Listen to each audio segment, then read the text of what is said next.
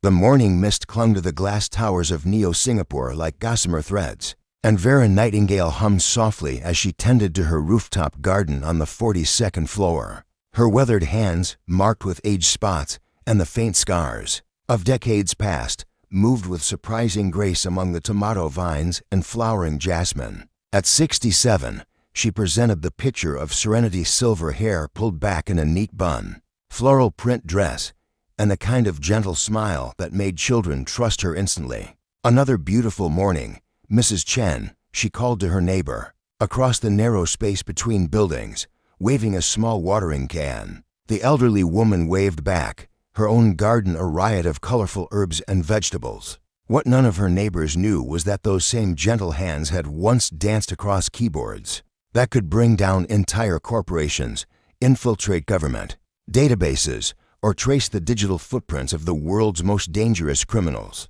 Vera Nightingale, once known in certain circles as the Silver Phoenix, had been the most feared cyber warfare specialist in the Eastern Alliance.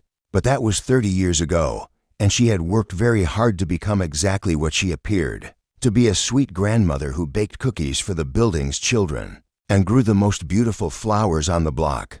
The sound of heavy footsteps on the emergency stairwell caught her attention. Through the garden's glass partition, she watched 3 men emerge onto the roof access area, dressed in maintenance uniforms that didn't quite fit right. The leader, a stocky man with cybernetic implants gleaming at his temples, surveyed the rooftop with predatory eyes. "Rico, this is perfect," whispered one of his companions, a thin man with nervous energy. "Old people, expensive apartments, minimal security.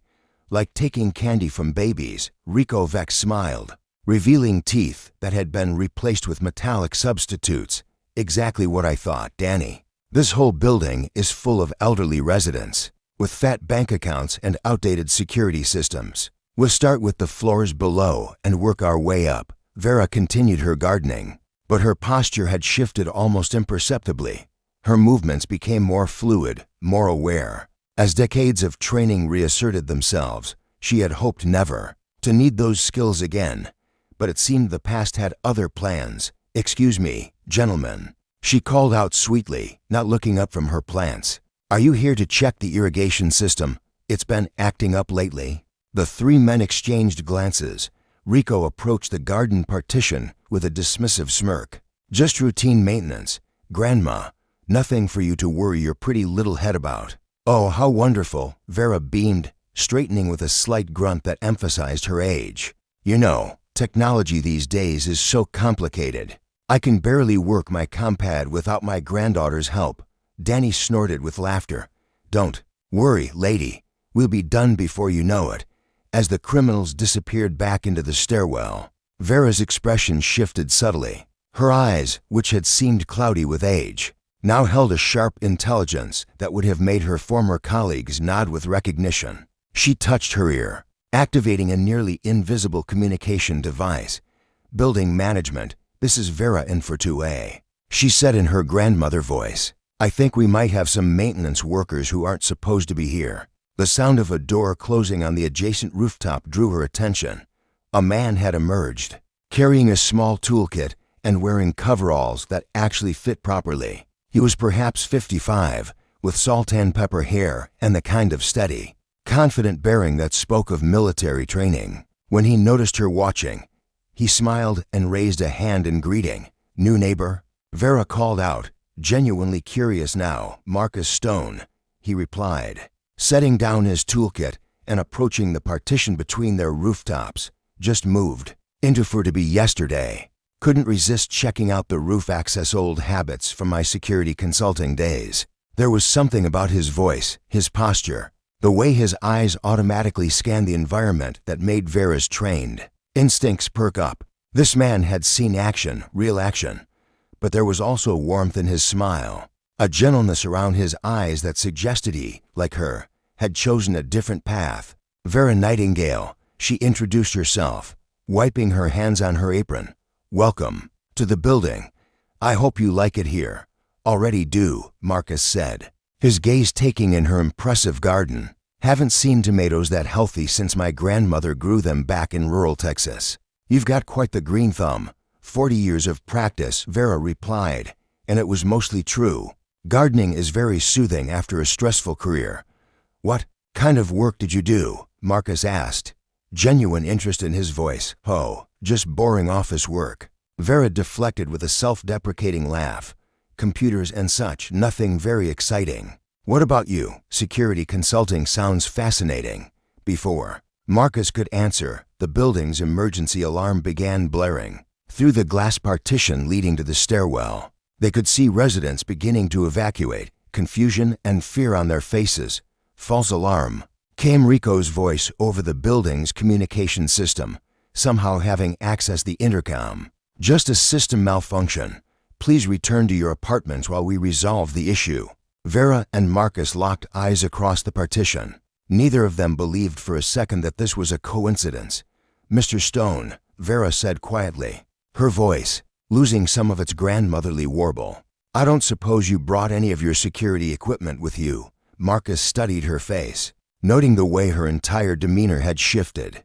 As a matter of fact, I did, and please, call me Marcus. He paused, then added carefully, Mrs. Nightingale, I have a feeling there's more to you than meets the eye. A slow smile spread across Vera's face, and for just a moment, Marcus caught a glimpse of the woman she had been confident, dangerous, and utterly capable.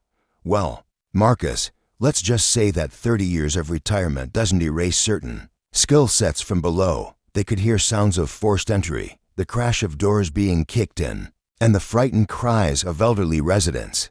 Rico and his men had clearly decided that the elderly population of the Harmony Towers was easy prey. Those poor people, Vera murmured, her hands unconsciously moving to check pockets that no longer contained the tools of her former trade. They have no idea how to defend themselves. Marcus was already moving toward his apartment.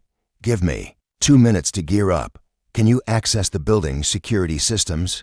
Vera's laugh was soft, but held an edge that would have terrified Rico if he could have heard it. Marcus dear, I designed half the security protocols in this district.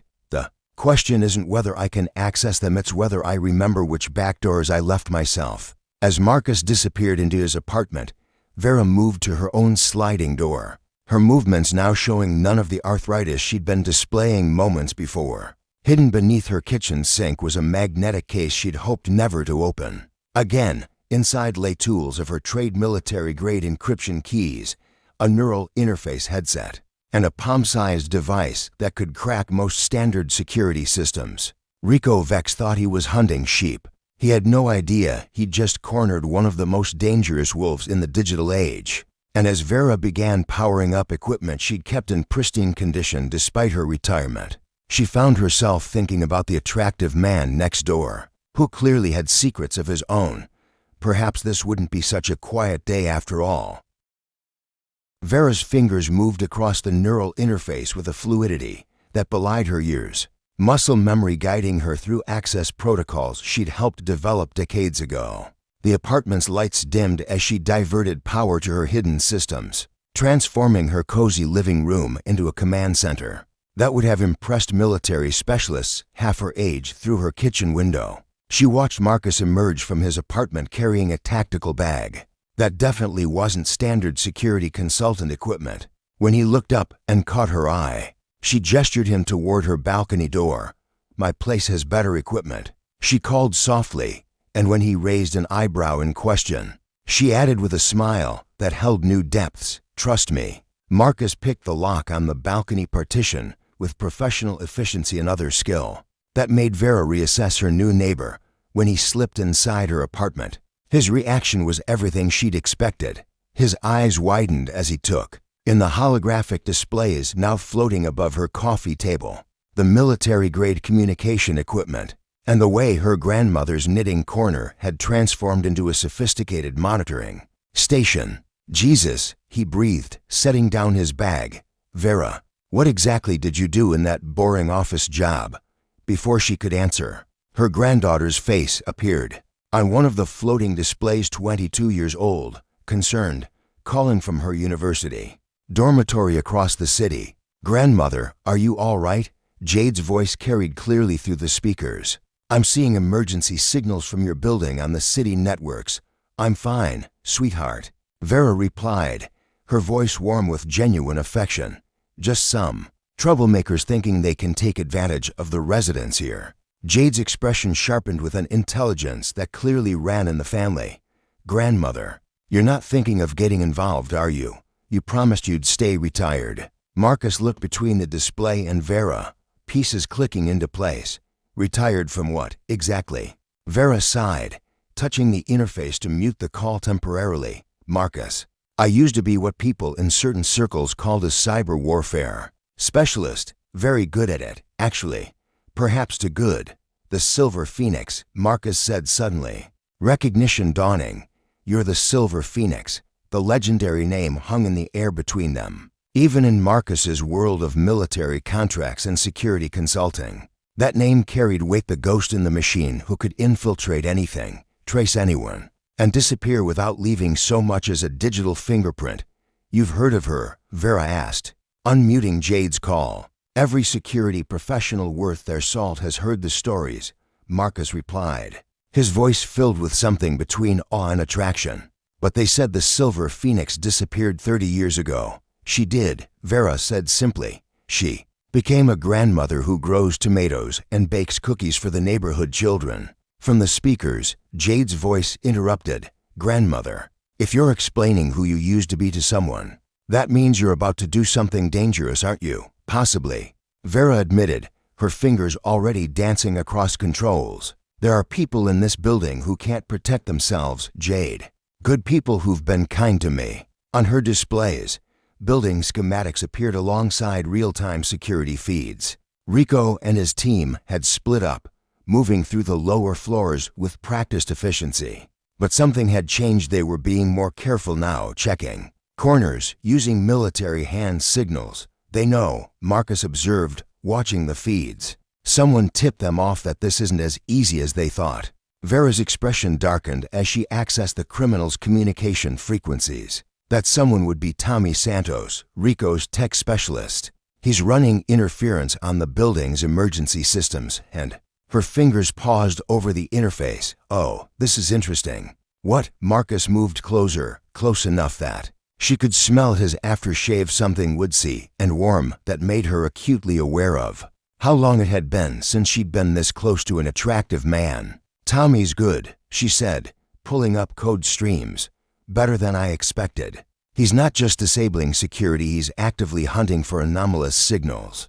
He knows there's someone in the system fighting back." Marcus opened his tactical bag, revealing equipment that made Vera raise an eyebrow. "Former military intelligence," he explained, noting her look. "Spent 15 years tracking down cyber terrorists before I went freelance. When I heard the Silver Phoenix had resurfaced, I had to see for myself." "You moved in next door on purpose?" Vera asked, surprised to find the idea more thrilling than alarming. "Guilty," Marcus admitted, his smile boyish despite his salt and pepper hair. "Though I expected to find a burned-out legend, not." He gestured at her, taking in the way she moved with deadly grace among her equipment. "Not someone who could still take my breath away." Vera felt warmth bloom in her chest, a sensation she'd almost forgotten was possible. "Mr. Stone, are you flirting with me while we're planning a cyber assault?" "Marcus," he corrected, moving to help her as she began routing power through the building's systems. "And yes, absolutely." "Is it working?" Before Vera could answer, Jade's voice cut through their moment. "Grandmother, I'm reading massive intrusion attempts on the building's network. Someone's trying to crack the resident database, financial records, personal information, everything." Vera's expression hardened. "Tommy's after more than just robbery targets. He's harvesting data." Her fingers flew across the interface. "Marcus, can you patch into their communication network?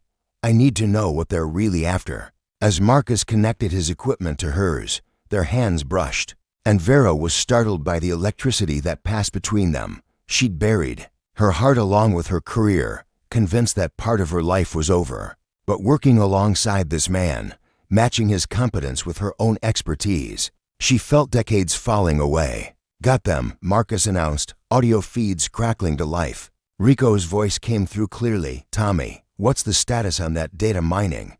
"Almost finished," Tommy replied, strain evident in his voice. But boss, we've got a problem. Someone's actively fighting my intrusion. Someone really good. How good? Rico demanded. A pause. Then Tommy's voice, tinged with fear. Phoenix-level good. The communication went silent. Vera and Marcus looked at each other, the gravity of the situation settling between them. They know who you are, Marcus said quietly. Which means they'll escalate, Vera replied. Already pulling up building evacuation protocols, no more playing games. Through the security feeds, they watched Rico signal his team. The criminals were abandoning stealth, moving toward the upper floors with weapons drawn. Vera, Marcus said, his voice serious but warm. Whatever happens next, I want you to know meeting you has been the most exciting thing to happen to me in years. She looked at him, this man who'd sought her out, who stood ready to fight beside her, and felt something she'd thought was lost forever, the desire to fight not just for duty, but for someone who mattered. Marcus, she said, reaching for his hand, let's make sure we both survive this so we can explore what exciting really means. The building's lights flickered as Tommy Santos unleashed his full digital arsenal, and Vera felt the familiar thrill of cyber warfare singing through her veins. Across her displays, cascading code fragments painted the air in holographic blues and reds, each line representing a battle for control of the Harmony Tower's neural network. He's good, she murmured, her fingers dancing across multiple interfaces simultaneously. But he's about to learn why they called me the Phoenix. Marcus watched in fascination as Vera's entire demeanor transformed. Gone was any pretense of frail grandmother. In her place sat a digital predator whose reputation had once made government agencies and criminal organizations alike check their firewalls twice. Her movements held a deadly elegance that made his heart race for reasons having nothing to do with the danger they faced. Beautiful, he breathed. And when she glanced at him, he clarified. Watching you work, it's like watching an artist paint with pure information. Flattery will get you everywhere, Marcus Stone, she replied, a smile playing at her lips even as she countered another intrusion attempt. But right now I need you to. The building shuddered as an explosion echoed from below. Through the security feeds, they watched Rico's team breach the main electrical room, while a fourth figure Vera hadn't seen before, a woman with military-grade cybernetic enhancements, began physically splicing into the building's main data trunk. Elena Vasquez, Marcus identified, his voice grim. Rico's partner, former corporate Black Ops, specializes in integrated cyber-physical attacks. You know her? Vera asked, routing power around the damaged sections while simultaneously fortifying their network perimeter. Our paths crossed a few years ago in Seoul, Marcus replied, pulling up his own tactical displays. She's the kind of operative who gives the profession a bad name. No rules, no limits, no conscience. Vera's expression darkened as Elena's intrusion began bypassing her defenses. Through direct hardware access, clever girl. But she's about to discover that some ghosts have very sharp teeth. Before Vera could counterattack, her calm system chimed with an incoming call. Jin Park, the building's superintendent, appeared on screen, a man in his 70s with kind eyes now filled with panic. Mrs. Nightingale. Thank goodness, Jin said. These criminals, they've taken hostages on the 15th floor. Mrs. Chen, the Martinez family, at least 8 others. They're demanding access to the building's financial networks. Vera's hands stilled on her controls. Mrs. Chen, who waved to her every morning. The Martinez children, who always thanked her politely when she gave them cookies. People who had become her chosen family during 30 years of peaceful retirement. Jin, are you safe? She asked, her voice steady despite the fury building behind her eyes. For now. But Mrs. Nightingale, they're asking questions about residents. Specific questions about bank accounts, investments. Someone gave them our private financial records. Marcus and Vera exchanged a look. This wasn't random crime, it was targeted digital theft using the elderly residents as leverage. Jin, I need you to listen carefully, Vera said, her grandmother's voice taking on unmistakable authority. Go to emergency lockdown protocol 77 Alpha. Can you remember that? 77 Alpha, Jin repeated. But Mrs. Nightingale, that's a military-grade protocol. How do you know? Because I wrote it. Vera said simply, 30 years ago. I helped design the security architecture for this entire district. Now go. As Jin signed off, Marcus stared at her with new understanding. You didn't just retire here randomly. You chose this building specifically. I helped design the perfect digital fortress, Vera admitted, bringing online systems that had been dormant for decades. Then I decided to live inside it. Hidden panels throughout her apartment slid open, revealing equipment that made her earlier setup look primitive. The question is, will my 30-year-old preparations be enough? Elena's attack intensified. Physical and digital assaults coordinated with military precision. Vera found herself fighting on multiple fronts, protecting the hostage's location, data, securing the financial networks, and keeping Elena from accessing the building's life support systems.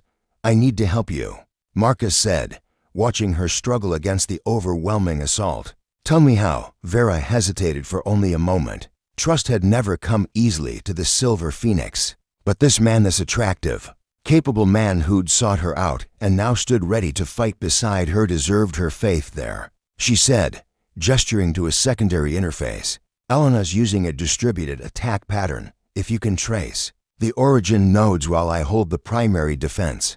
Marcus slipped into the digital battle beside her with an expertise that made Vera's pulse quicken. His approach was different from hers, where she was elegant and precise. He was methodical and relentless, like a digital bloodhound following every trace to its source.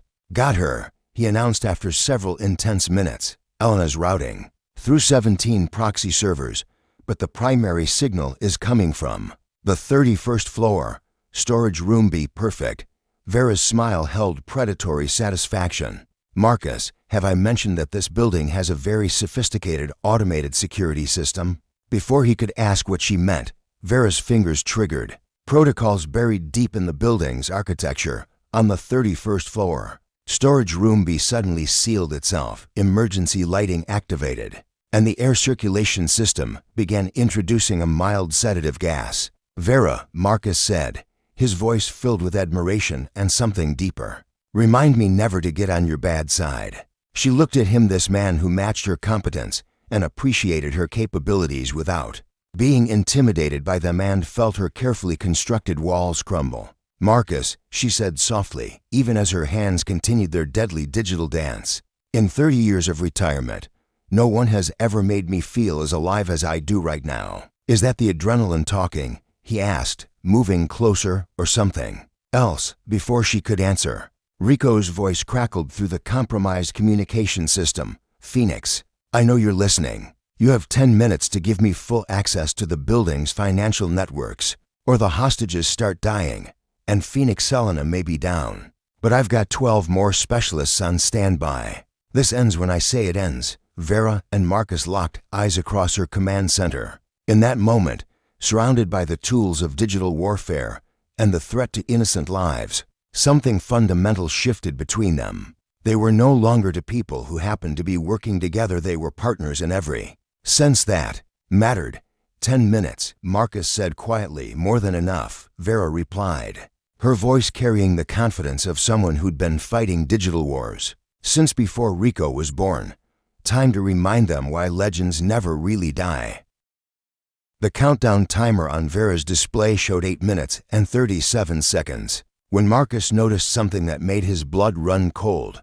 Vera, look at this, he said, highlighting a data stream he'd intercepted from Rico's team. These aren't random financial records thereafter. They're specifically targeting residents who worked in defense contracting, government research, classified projects. Vera's fingers paused over her controls as the implications hit her. It's not about money. They're after intelligence, industrial, espionage, Marcus confirmed, pulling up profiles of the hostages. Mrs. Chen worked on quantum encryption for 30 years. The Martinez patriarch designed satellite defense systems. Even Jin Park consulted on building security for government facilities. And I'm the crown jewel. Vera realized, her voice tight with anger. 30 years of classified knowledge, living peacefully in a building full of other retired specialists. She turned to face Marcus fully. Someone sold us out. Someone knew exactly who lived here and what we represented. The revelation hung between them like a live wire. This wasn't just an attack on their building, it was a targeted strike against some of the most knowledgeable defense specialists of their generation. Tommy's not just hacking the financial systems, Marcus said, his analysis revealing deeper intrusion patterns. He's downloading everything: personal files, communication histories, project archives that people thought were safely stored in private accounts. Vera's display is lit up with alerts as Rico's reinforcements arrived, not street criminals, but professional operatives with military-grade equipment. Through the security feeds, they watched 12 figures in tactical gear deploy throughout the building with coordinated precision. "This is wrong," Vera murmured, something nagging at her instincts. "Rico's not smart enough to plan something this sophisticated." Her answer came in the form of a new voice cutting through their intercepted communications, cold, corporate, and utterly without emotion. "Status report, Rico. Are you encountering the expected resistance?" Rico's reply was strained. "More than expected, sir. The Phoenix is active, and she's got help." "Excellent. That confirms she's who we thought. Proceed to phase 2.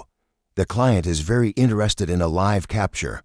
Vera's face went pale. "Marcus, this isn't a robbery, it's a kidnapping operation. Someone wants me alive."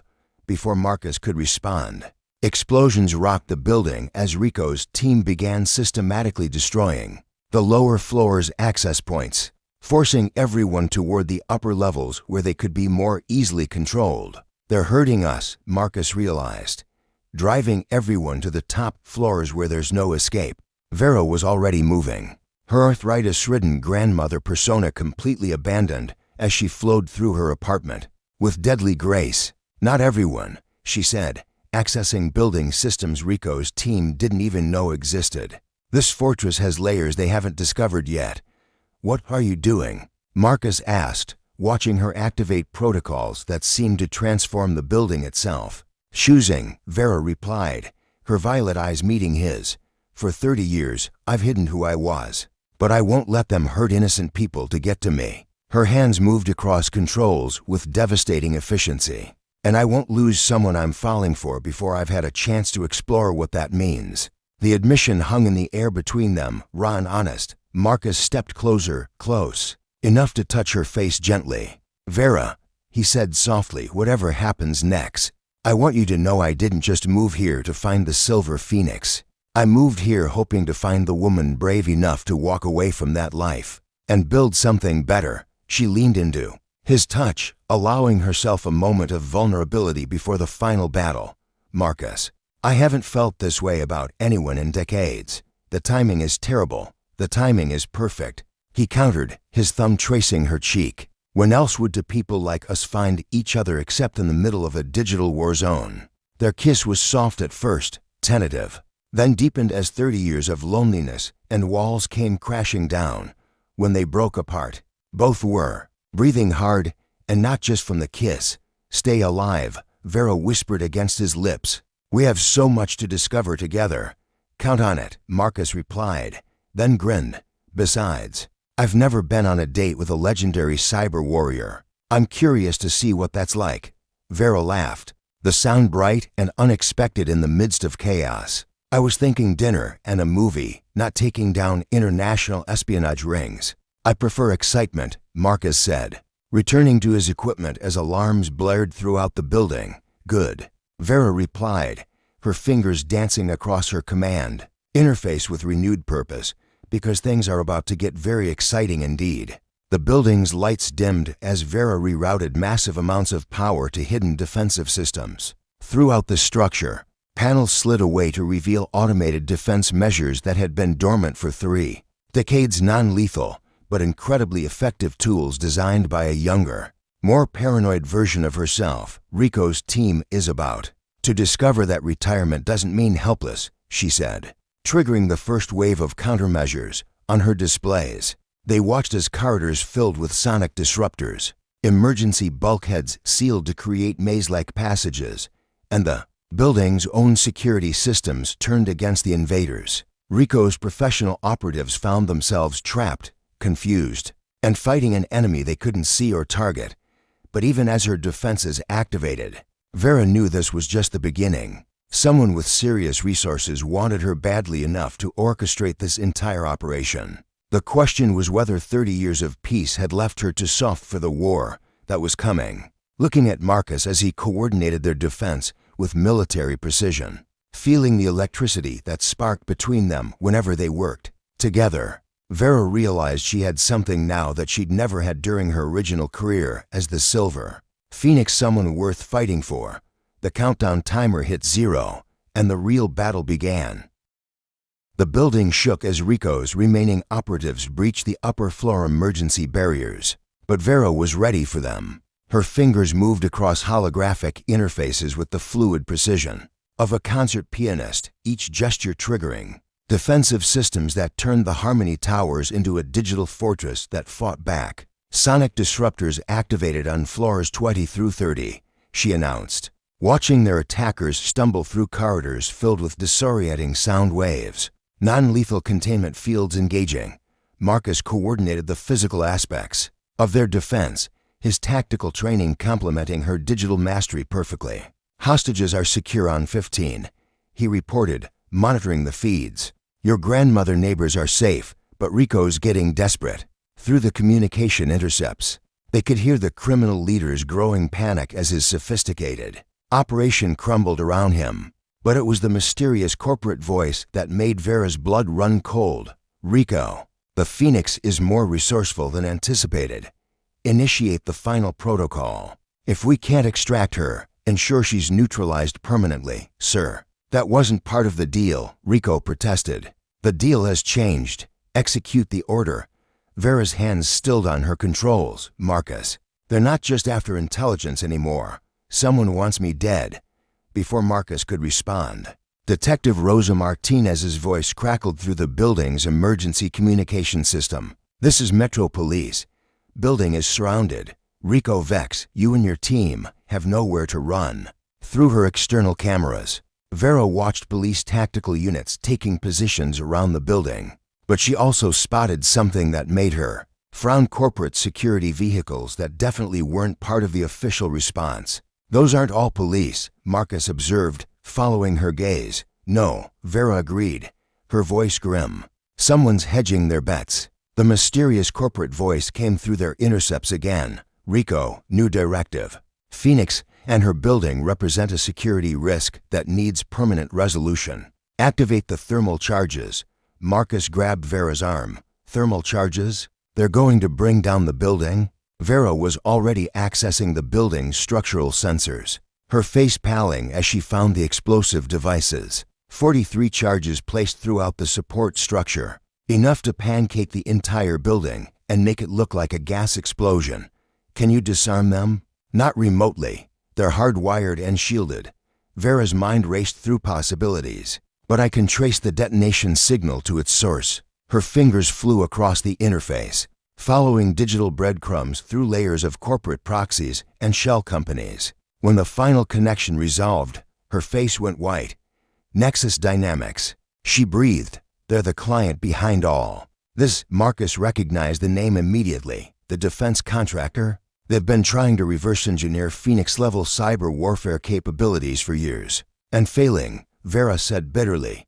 So they decided to acquire the original instead of building their own. Through the building's speakers, Rico's voice boomed. Phoenix, you've got 2 minutes before this place becomes a crater. Give yourself up, and maybe the others live.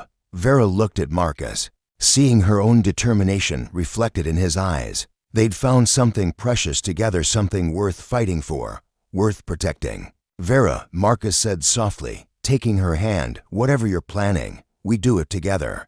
She squeezed his fingers, drawing strength from his presence.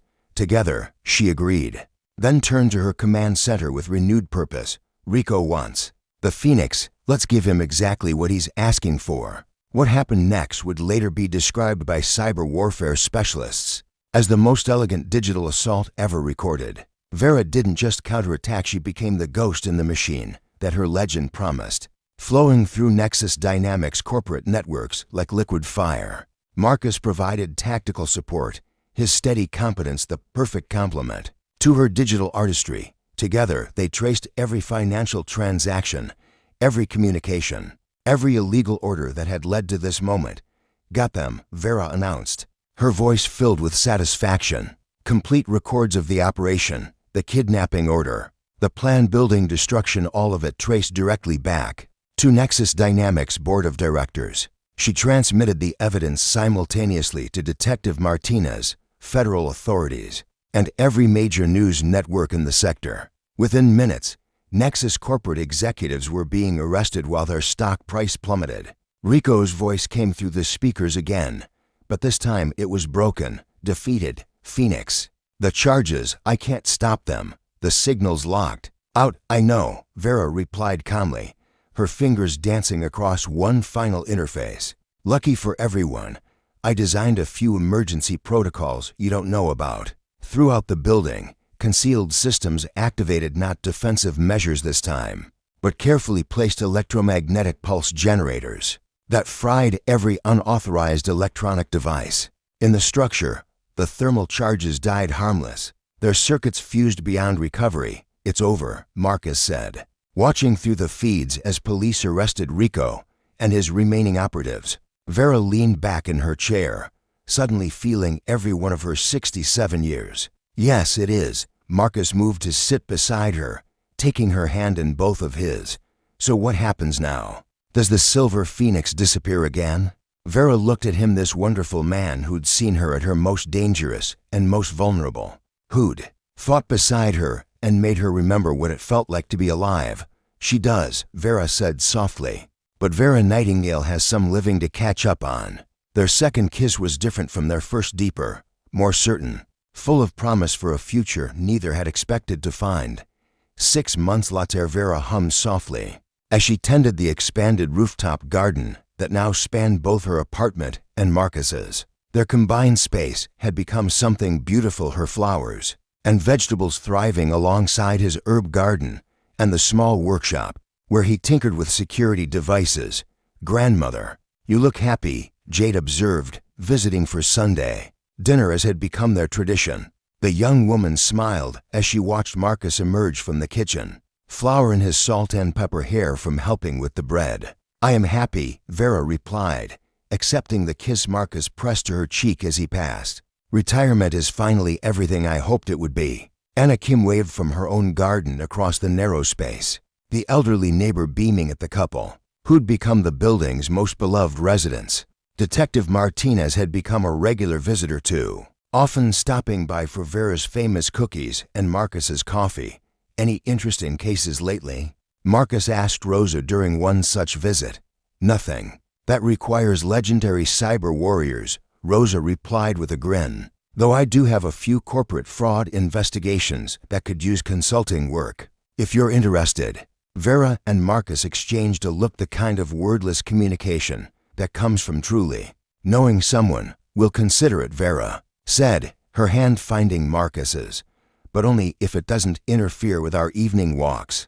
As the sun set over Neo Singapore, painting their garden in golden light, Vera reflected on the strange turns life could take. She'd spent 30 years convinced that her story was over, only to discover that sometimes the best chapters come when you're brave enough to start a new book.